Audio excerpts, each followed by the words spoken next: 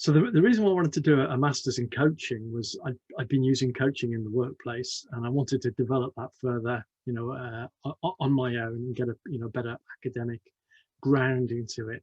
Coaching is a fairly unregulated profession, and my background is engineering, which is a highly regulated profession. So I wanted to put a little bit of discipline behind that. So that's why I wanted to get a master's in coaching, learn a lot more about it.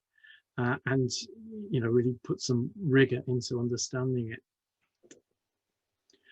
But probably the biggest shock going into a master of arts from an engineering background was the fact that it needed a high level of critical thinking. You need to really think for yourself. So it was at a level far higher than I'd ever worked at in terms of engineering.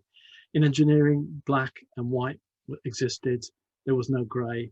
In the social sciences, there's a lot of grey.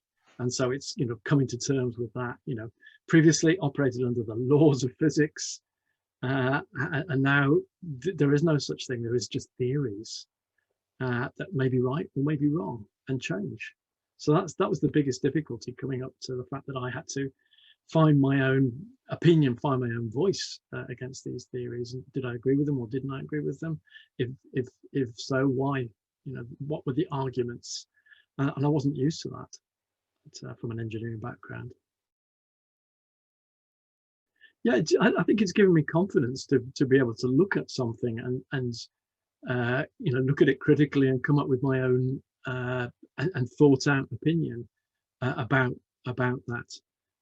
So I'm not relying on anyone else to do my thinking for me. I'm doing it myself.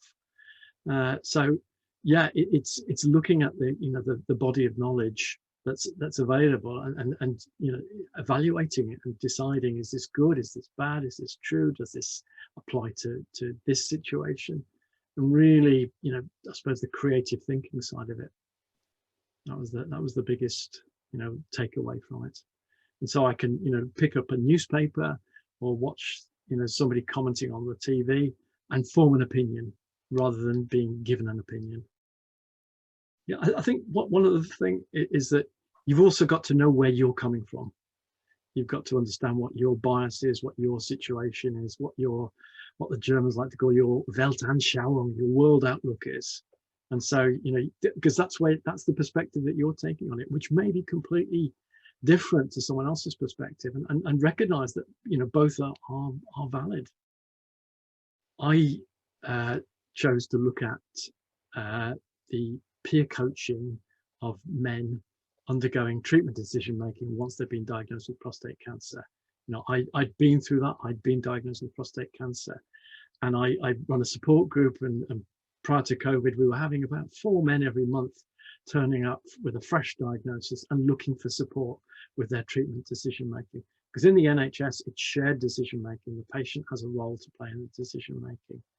Unfortunately, as I know and as I've discovered, that when you're diagnosed, you go through this tremendous trauma, and you'll get given a huge amount of information, and you've got to make a decision. And it's very difficult to make a good decision when you're operating under stress. But the most important thing is that you will not regret that decision at some point in the future. So for me, peer coaching is about supporting men with their treatment decision-making process. You don't make the decision for them, you help them with that process. So I was looking at examples of where this has happened successfully. Men have been supported by other men. That's what the peer bit is. Men who'd been through it, supported by other men with their treatment decision-making. And understanding exactly what they're going through, what their experience was on that.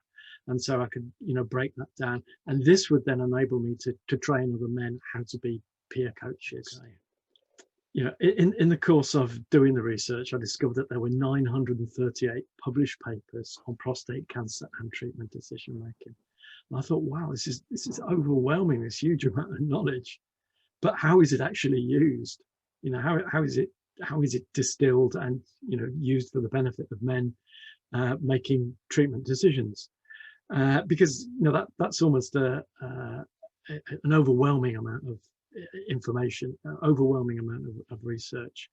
So it's trying to compress and take the best of that and actually apply that in a very pragmatic way. And that's really what I was looking for, is to distill that knowledge that had been gained and built on each other, to really apply it locally in a local support group.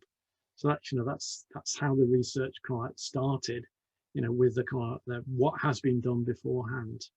And in fact, there had been no research on peer coaching for treatment decision making. And that was so I was entering new territory there, so forming new knowledge, if you like.